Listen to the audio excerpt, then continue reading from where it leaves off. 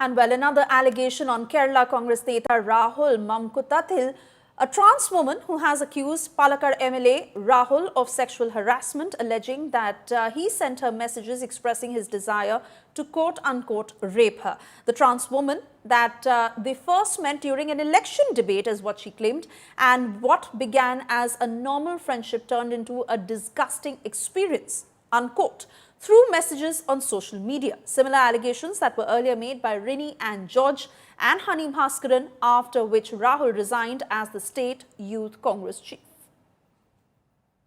A serious complaints have come out against the Congress MLA from Palakkad in Kerala, that he has molested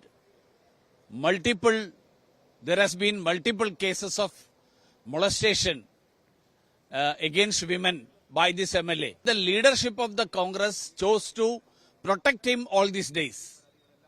So I would like to know why and what is the stand of the Congress party in such a case. He has no authority to continue as an MLA, and he should resign forthwith. In fact, Rini George was not the only one to face this ordeal. Writer Hani Bhaskaran, in a Facebook post, also alleged that Rahul messaged her on social media and harassed her. Listen in to what she said. അല്ല, അത് അവര് എടുക്കണമല്ലോ. കാരണം എന്താന്ന് വെച്ചാല് ഈ പറയുന്ന വ്യക്തിക്കെതിരെ പരാതികൾ വരുന്നുണ്ട്. ഇതിനകത്ത് തന്നെ പരാതികൾ വരുന്നുണ്ട്. അതെ, പരാതികൾ വരുന്നുണ്ട്. പക്ഷെ അതിനകത്തു പോലും, അതായത് ആ പ്രസ്ഥാനത്തിലുള്ള നേതാക്കന്മാരുടെ ഭാര്യമാർക്കും പെൺമക്കൾക്കും വരെ ഇയാളിൽ നിന്ന് മോശം അനുഭവം ഉണ്ടായിട്ടുണ്ടെന്ന് പറയുന്നു. എന്നിട്ട് എന്തുകൊണ്ടാണ് സ്വന്തം ഭാര്യയെയും സ്വന്തം മകളെയും സംരക്ഷിക്കാൻ കഴിയാത്ത ഈ രാഷ്ട്രീയ നേതാക്കന്മാർ ഏത് സ്ത്രീയെ സംരക്ഷിക്കുമെന്നാണ് ഞാൻ ചോദിക്കുന്നത്.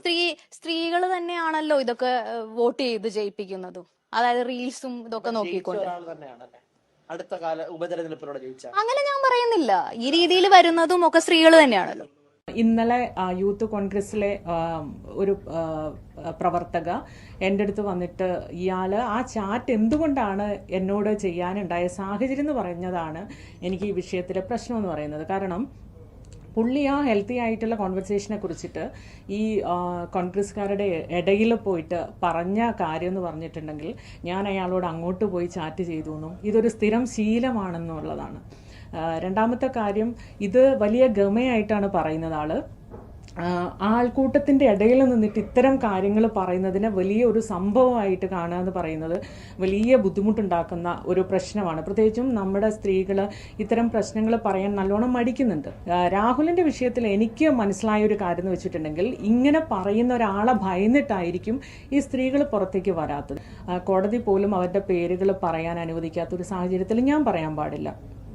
പക്ഷേ അവരൊക്കെ കടന്നു പോകുന്ന ട്രോമയെക്കുറിച്ച് എനിക്ക് നല്ല ധാരണയുണ്ട്. ആ വേദനയും കൂടെ ഉള്ളത് കൊണ്ടാണ് ഞാൻ ഇയാളെ എക്സ്പോസ് ചെയ്യണമെന്ന് തീരുമാനിക്കുന്നത്.